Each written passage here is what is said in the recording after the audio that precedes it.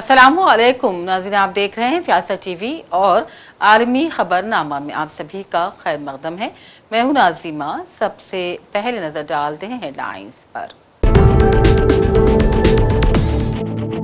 जंगबंदी के लिए अमेरिका, पाकिस्तान और ईरान के दरमियान मुज़ाकिरात जारी हैं। तजावीज़ का तबादला भी जारी, ज़राए ने दिया बयान।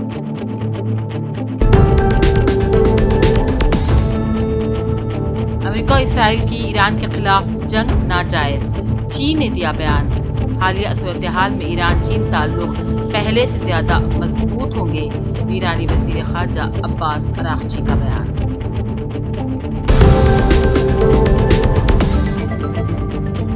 हिंदुस्तान ने एक बार फिर बैरून मुल्क से तरसीलात ज़र वसूल करने में आलमी सतह पर की पहली पोजीशन हासिल, रिपोर्ट जारी।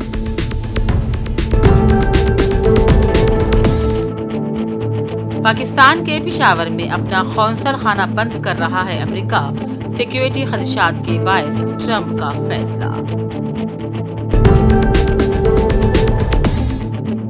वियतनामी सदर अपने पहले सरकारी दौरे पर पहुंचे हिंदुस्तान, दोनों ममालिक जामे स्ट्रेटेजिक शराकतदारी के 10 साल कर रहे हैं मुकम्मल। दुनिया इस वक्त नाजुक दौर से गुजर रही है, फारूक अब्दुल्ला का बयान। कहा, मुल्क में क़याम अमन के साथ जिंदगी बसर करना वक्त की जरूरत।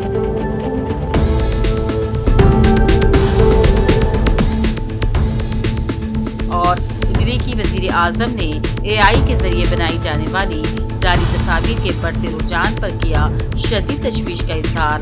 कहा, इस तरह की तस्वीर आवाम को आसानी से दे सकती है धोखा। हेडलाइंस आपने देखी, अब पेश है खबरों की तफसील। जंगबंदी के लिए अमेरिका, पाकिस्तान और ईरान के दरमियान मुज़ाकिरात जारी हैं। अरब टीवी अल जज़ीरा ने वाशिंगटन से अपनी रिपोर्ट में कहा कि अमेरिका ईरान जंगबंदी के लिए वाशिंगटन, इस्लामाबाद और तेहरान के दरमियान इस वक्त मुज़ाकिरात चल रहे हैं और तजावीज़ का भी तबादला हो रहा है। रेड लाइन्स पर भी बात हो रही है। अल जज़ीरा के मुताबिक अमेरिका बज़द है कि वो किसी और नुक्ते से पहले ईरान के एटमी प्रोग्राम पर बात करना चाहता है। ये भी कहा गया है कि ईरानी चाहते हैं कि पहले ईरानी समंदरों की नाकाबंदी खत्म हो जाए। जहां इन मुज़ाकिरात के आगे बढ़ने का इम्कान बहुत रोशन हो रहा है, तो खतरा है कि किसी एक वाक़े को लेकर तनाज़ा फिर बढ़ सकता है। अल जज़ीरा के मुताबिक वाशिंगटन और इसराइल में 2 से 3 हफ्तों की मुख्तसर जंग की बातें भी गर्दिश में हैं और कहा जा रहा है कि इस मुख्तसर जंग का हदफ ईरान को मर्जी के मुज़ाकिरात पर क़ायल करना है। अमेरिकी वज़ीर ख़ारजा मार्को रूबियो ने कहा कि आबनाए हुर्मुज़ आलमी गुजरगाह है और इसे कोई मुल्क कंट्रोल नहीं कर सकता। ईरान को भी मुज़ाकिरात की मेज पर आना चाहिए। रूबियो ने व्हाइट हाउस में एक प्रेस कॉन्फ्रेंस करते हुए कहा, ऑपरेशन प्रोजेक्ट फ्रीडम लोगों को बचाने के लिए है, किसी पर हमला नहीं किया। ईरान को आबनाए हुर्मुज़ पर कंट्रोल की इजाज़त नहीं दी जा सकती। उन्होंने कहा, हमने 7 ईरानी फास्ट बोट्स को तबाह कर दिया और जारी तसादुम के बायस हुर्मुज़ में 10 शहरी भी हलाक हो गए। अमेरिकी सदर ट्रंप की जानिब से आबनाए हुर्मुज़ में फंसे बहरी जहाज़ों को निकालने के लिए प्रोजेक्ट फ्रीडम आर्जी तौर पर रोकने के ऐलान के बाद आलमी मंडियों में खाम तेल की कीमतों में काफ़ी गिरावट दर्ज की गई। आलमी मंडियों में ब्रेंट खाम तेल की कीमत $108 फी बैरल की सतह पर पहुंच गई है। इसके अलावा UAE मरबन खाम तेल $106, WTI $100 फी बैरल फरोख्त हो रहा है। सोशल मीडिया पर जारी अपने बयान में पाकिस्तान के वजीर आजम शहबाज शरीफ ने लिखा कि अमेरिकी सदर ट्रंप ने जुर्रतमंदाना क़यादत का मुजाहरा करते हुए प्रोजेक्ट फ्रीडम रोकने का बरवक्त ऐलान किया, जिस पर मैं उनका शुक्रगुजार हूँ। उन्होंने लिखा कि सदर ट्रंप की जानिब से पाकिस्तान और दीगर बरादर ममालिक जैसे कि सऊदी अरब और वली अहद वज़ीर आज़म शहजादा मोहम्मद बिन सलमान की दरख्वास्त पर मुस्बत रद्द-ए-अमल इस नाजुक दौर में खित्ते में अमन इस्तेहकाम मफाहिमत के फ़रोग़ में अहम किरदार अदा करेगा। ईरानी वजीर खारजा अब्बास अरागची ने चीनी दारुकूमत बीजिंग में चीनी हममनसब वांगी से मुलाकात की। इस दौरान अब्बास अरागची ने कहा, चीन ईरान का करीबी दोस्त है। उन्होंने कहा कि हालिया सूरत-ए-हाल में ईरान चीन ताल्लुक पहले से ज्यादा मजबूत हो रहे हैं। तो दूसरी जानिब चीनी वजीर खारजा वांगी ने कहा, अमेरिका और इसराइल की ईरान के खिलाफ जंग नाजायज है। चीन ईरान का काबिल एतमाद स्ट्रेटेजिक पार्टनर है। चीन खित्ते में तनाव की शिद्दत कम करने के लिए कोशिशें कर रहा है। तर्जुमान चीनी वज़ारत ख़ारजा ने कहा, चीन समझता है मुकम्मल जंगबंदी की फौरी ज़रूरत है और मुज़ाकरात को जारी रखना भी इंतहाई अहमियत का हामिल है। उम्मीद है कि फरीक़ैन आबनाए हुर्मुज़ से महफूज गुज़रगाह के लिए आलमी बिरादरी की अपीलों का जल्द जवाब देंगे। न्यूजीलैंड के वज़ीर दाखिला ने कहा है कि जो अफराद शहरियत हासिल करना चाहते हैं उन्हें हुकूमत और इंसानी हकूक़ जैसे मौज़ूआत पर मबनी इम्तिहान को पास करना होगा और ये इम्तिहान रास्त लिया जाएगा और इसमें 20 मुख्तसर सवाल शामिल रहेंगे जिनमें से कम 15 दुरुस्त जवाब देना लाजिम होगा। सवालात में बिल ऑफ राइट्स एक्ट, इंसानी हकूक़, बाज़ फौजदारी जराइम, वोट का हक, जमहूरी उसूल, हुकूमती ढांचा और न्यूजीलैंड के सफर से मुताल्लिक़ मौज़ूआत शामिल होंगे। Well, New Zealand is we're a very friendly country. We get on generally with everybody, and so we have an "and" strategy when it comes to trade. We trade, of course, with China.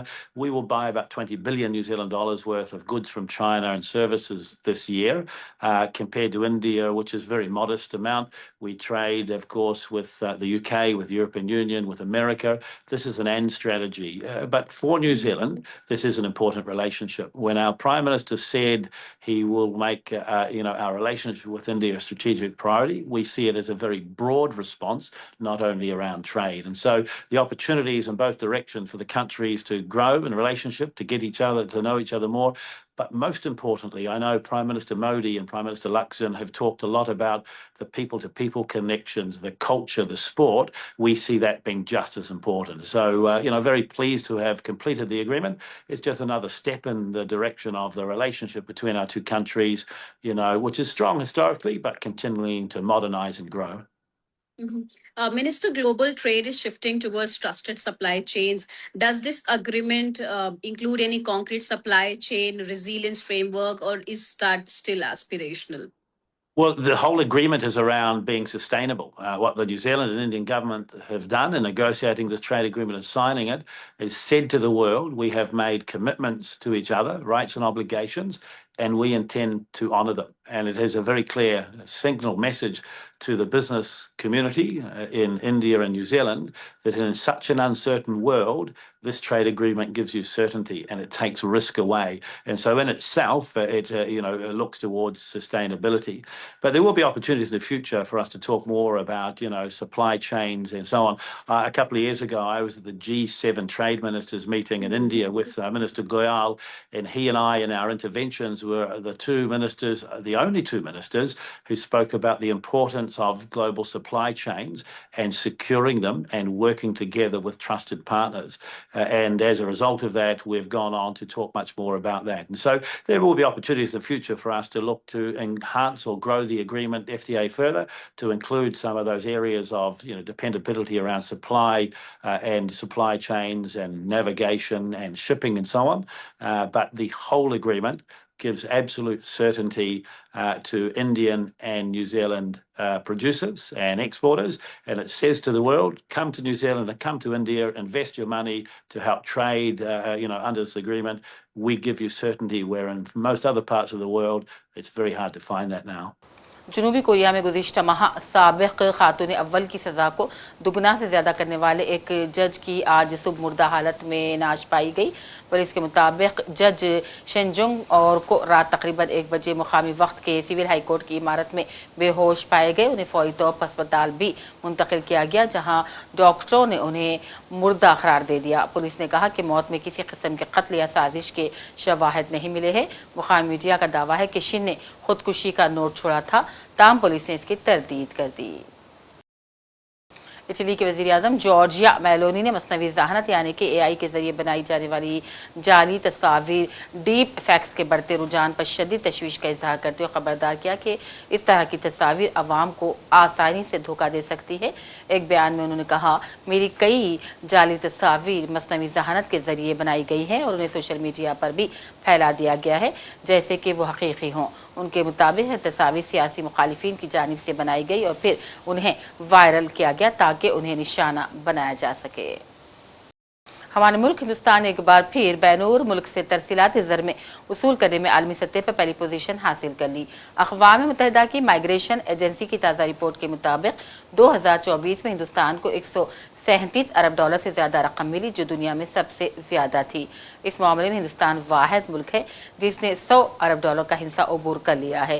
International organisation for migration की जारी world migration report के मुताबिक हिंदुस्तान बदस्तूर इस list में पहले number पर है। Mexico दूसरे नंबर पर, जबकि फिलिपाइन और फ्रांस तीसरे और चौथे नंबर पर है। रिपोर्ट के मुताबिक गुज़िश्ता सालों के दौरान हिंदुस्तान को भेजी जाने वाली तरसीलात ज़र में मुसलसल इजाफा जारी है। उधर अमेरिका ने पाकिस्तान में एक बड़ा स्ट्रैटेजी कदम उठाया है। सिक्योरिटी वजूहात का हवाला देते हुए अमेरिका ने पाकिस्तान के पेशावर वाक़ अपने कौंसल खाने को पूरी तरह से बंद करने का ऐलान कर दिया। यह फैसला अचानक एक झटके में नहीं लिया गया है, बल्कि इसे मरहलावार तरीके से आहिस्ता आहिस्ता नाफिज किया जाएगा। अमेरिका के इस अहम फैसले से पाकिस्तान में हलचल मच गई है, तो वहीं अमेरिका ने दुनिया को बता दिया है कि उसके लिए अपने सिफारतकार और मुलाजिमीन की जान की हिफाजत सबसे ज्यादा जरूरी है और वो इस मामले में कोई समझौता नहीं कर सकता। कैथोलिक मसीहों के मजहबी पेशवा पोप लियो ने कहा कि वो अमन के बारे में गुफ्तगू करके मसीहत के पैगाम को आम करना चाहते हैं, लेकिन लोग इन पर तनकीद के लिए आज़ाद हैं।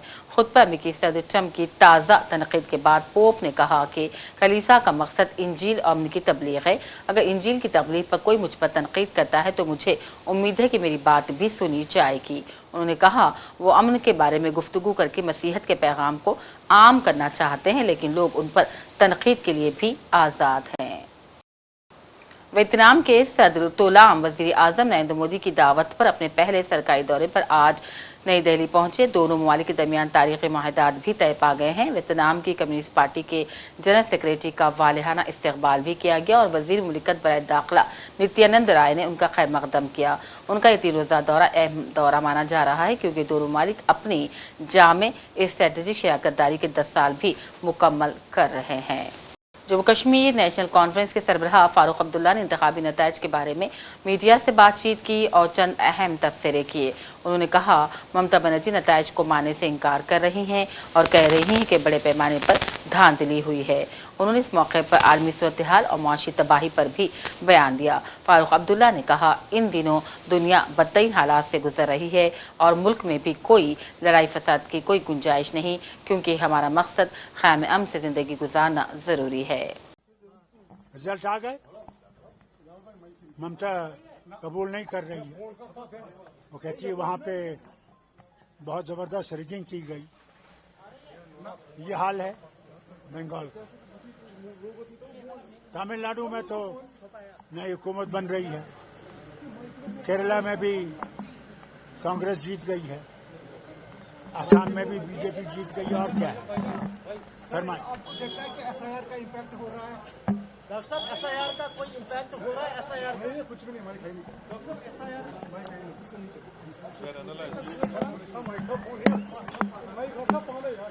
और कहिए डॉक्टर साहब, ये जो एसआईआर का इम्पैक्ट आपको नजर आ रहा है इस इलेक्शन में? हर एक चीज का असर आ रहा है। सर मिडिल ईस्ट में फिर से जंग के बादल मंडरा रहे हैं सर। नहीं मंडरा है, नहीं कोई नहीं मंडरा है, घबराइए मत। दुनिया अब लड़ाई के लिए तैयार नहीं है।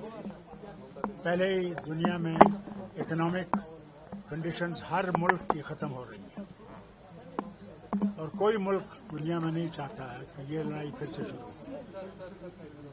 क्योंकि सारा पेट्रोल हो, गैस हो, वो सब मिडिल ईस्ट के अंदर है और अगर इस पे दबाव रहता रहा तो फिर दुनिया की हालत इतनी खराब हो जाएगी कि इंसान का बचना मुश्किल हो जाएगा। और सर आपको लगता है कि इंडिया ए ब्लॉक और ज्यादा मजबूत होना चाहिए? पहले से ही मजबूत है, कौन सी कमी है इसमें? सवाल करें कि माइक डॉक्टर साहब, ये जो अभी हम देख रहे हैं 1 साल से ज्यादा हुकूमत का वक्त, कब तक कैबिनेट एक्सपेंशन की तवक्कात की जाएगी? आपको तवक्का रखनी नहीं चाहिए।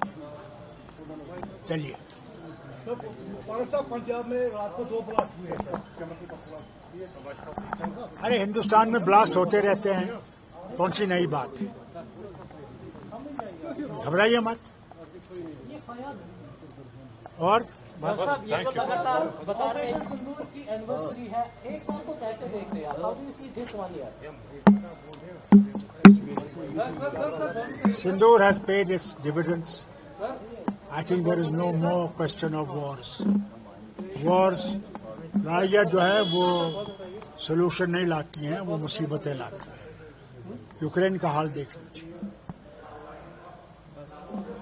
कितनी बर्बादी उस वतन की हो रही है। मिडिल ईस्ट का देख लीजिए, आपके यहाँ का गैस की हालत देख लीजिए। और कतर में करीबन 1 या 2 साल लगेंगे उनको फिर से वो गैस की जो पैदावार है उसको फिर से सप्लाई को बहाल करने की।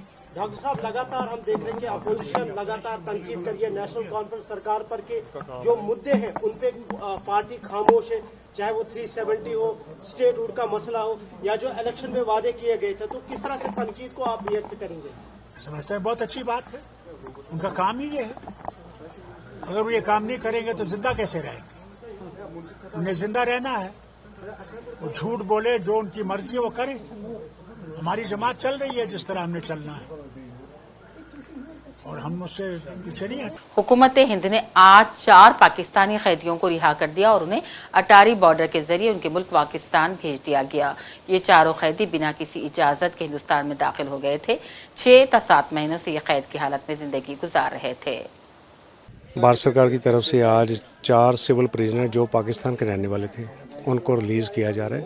पंजाब पुलिस से एक मुफस्सल प्रोटोकॉल के अकॉर्डिंग ये पुलिस की टीम इनको एक बख्तरबंद गाड़ी में लेके अटारी बॉर्डर पे पहुंच चुकी है। इनका जो पूछताछ का तरीका इनसे पूछा गया, एक का नाम मोहम्मद इफ़रान, एज इसकी अप्रॉक्सीमेट 45 साल। ये फिरोजपुर एरिया से, इसके कहने मुताबिक ये फिरोजपुर एरिया से क्रॉस किया था। इसको 10 साल की सज़ा हुई और 2016 में इसने क्रॉस किया। दूसरा है अमीर राजा, इसने गुरदासपुर से क्रॉस किया और अप्रॉक्सीमेट 6 साल की सज़ा हुई। ऐसे मोहम्मद हमजा जो थाना गरिंडा से अरेस्ट हुआ, इसको 8 महीने, इसके कहने मुताबिक 8 महीने की सज़ा हुई।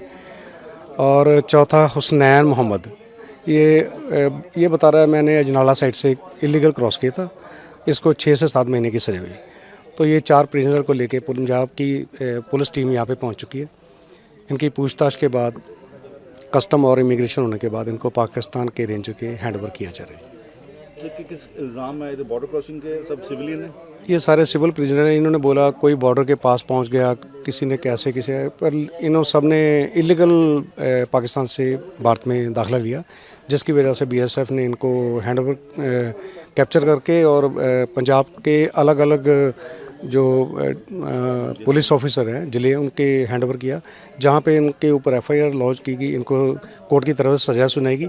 आज इनकी सज़ा पूरी हो चुकी है तो इनको आज रिलीज़ किया जा रहा है। सभी अमृतसर जेल में बनते हैं? अप्रॉक्सीमेट सारे अमृतसर जेल से, सेंट्रल जेल अमृतसर से लेके आ रही है पुलिस प्रोटेक्शन, तो इनको आज रिलीज़ किया जाएगा। रिहा किए गए कैदियों में मोहम्मद हुसैन, इरफान मोहम्मद, राजा आमिर मोहम्मद और मोहम्मद हमजा शामिल हैं। तकरीबन मुझे हो चुका है 1 साल 1 महीना, 1 साल हो चुका है। और मैं टारी के करीब बोलते कि मैं ज़ीरो लाइन पे हूँ, तभी उन्होंने मुझे मतलब ले आए, पकड़ लिया था। बाकी मैं उस वक्त नशे की हालत में था। कौन सा नशा किया था?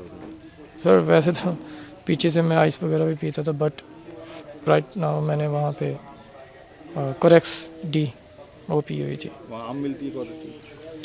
नहीं मिलती तो मुश्किल से है, लेकिन मिल जाती है। तो आप कितने पढ़े? आप स्टूडेंट हो, कितना पढ़े हुए थे? हाँ कौन सी जी, क्लास में पढ़ते थे आप? मैं सर 12वीं के सेमेस्टर कुछ रहते थे, 11वीं हो गई थी। 11वीं 12वीं दोनों ही हो रहे थे अलामा इकबाल में, AI हुई है। कहाँ के रहने वाले थे आप?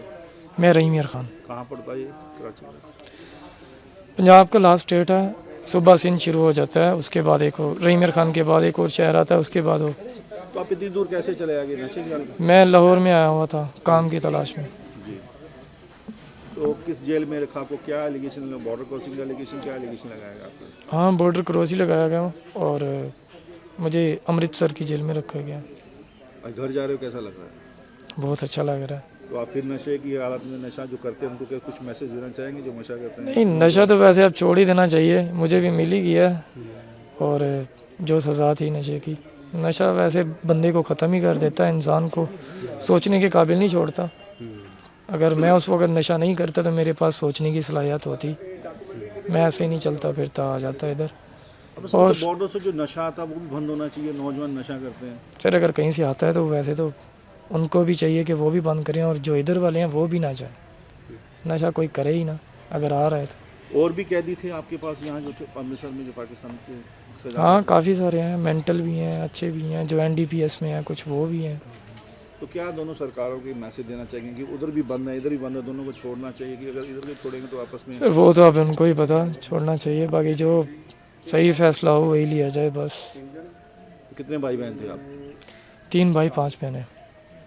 अब्बू अम्मी भी हैं आपके? हाँ जी। अब घर जा रहे हो, अच्छा लग रहा है? बहुत ज़्यादा। और आज के इस तेज फैशन के दौर में जहां कपड़े जल्दी से बनाए जाते हैं उतनी ही तेजी से बदल भी जाते हैं। कश्मीर के एक छोटे से गांव में अब भी शालें बनाई जाती हैं जिन्हें बनाने में महीनों तो कभी कभी साल लग जाते हैं। हर धागा हाथ से बुना हुआ होता है, हर डिजाइन अपनी एक कहानी बयान करता है और इस बेमिसाल कारीगरी की वजह से इन्हें शालों का बादशाह भी कहा जाता है। तो देखें रिवायत, सब्र और महारत की एक खास कहानी। कानी हमा इसलिए इसका नाम पड़ा है क्योंकि कानी शाल का ओरिजिनल है जो वो यहीं से हुआ था। आप समझ लो कि इसी गांव में हमारे घर से ही हुआ था। जो हमारे जो मम्मी के जो ग्रैंडफादर थे उन्होंने इस काम की जो नींव रखी थी, तो उन्होंने ये प्रोसेस स्टार्ट किया था। फिर गवर्नमेंट से मिलके जैसे हमारा डिपार्टमेंट है हैंडीक्राफ्ट, उन्होंने इसको थोड़ा बढ़ावा देने के लिए सेंटर्स यहाँ पे खोले। ये जो शॉल है ये ख़ास इसलिए है क्योंकि ये ताना आता है, फिर हम जो इस पर लगाते हैं वो बाना, ताना और बाना, तो इसमें डिज़ाइन ही ऐसे ही बनता है तालीम से या ग्राफ से, इसीलिए इसकी इम्पोर्टेंस ज़्यादा है। ये किंग ऑफ शाल होता है। हमारी मिसेज़ ने ये शाल बनाई, उसको अवार्ड मिला, उसकी वजह से भी हमें घर में बहुत सारे आमदनी का ज़रिया बन गया। इंडिया गवर्नमेंट के बहुत शुक्रगुजार है।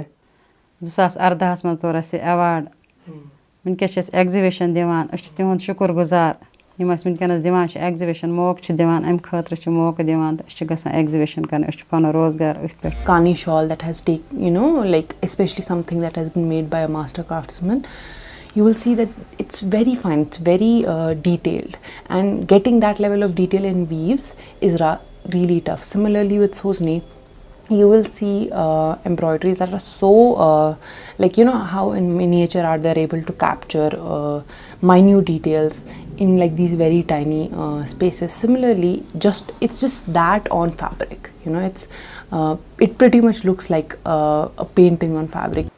आखिर में टाइम्स पर डालते हैं एक और नजर। जंगबंदी के लिए अमेरिका, पाकिस्तान और ईरान के दरमियान मुज़ाकिरात जारी हैं। तजावीज़ का तबादला भी जारी, ज़राए ने दिया बयान।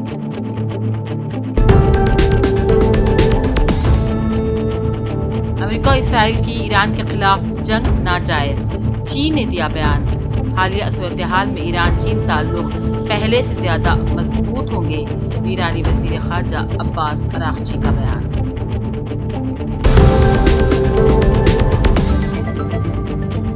हिंदुस्तान ने एक बार फिर बैरून मुल्क से तरसीलात ज़र वसूल करने में आलमी सतह पर की पहली पोजीशन हासिल, रिपोर्ट जारी।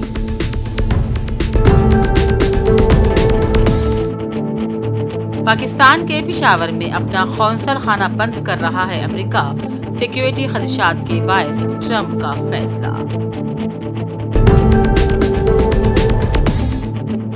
वियतनामी सदर अपने पहले सरकारी दौरे पर पहुंचे हिंदुस्तान, दोनों ममालिक जामे स्ट्रेटेजिक शराकतदारी के 10 साल कर रहे हैं मुकम्मल।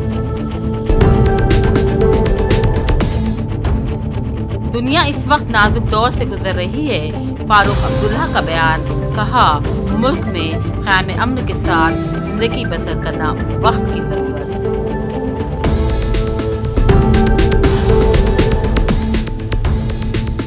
और इटली की वजीर आजम ने AI के जरिए बनाई जाने वाली जाली तस्वीर के बढ़ते रुझान पर किया शदीद तशवीश का इजहार, कहा इस तरह की तस्वीर आवाम को आसानी से दे सकती है धोखा। इसी के साथ आलमी खबरनामा का सिलसिला अब यहीं इख्तिताम को पहुंचता है। पूरी टीम के साथ दीजिए इजाजत। देखते रहिए सियासत TV। अल्लाह हाफिज।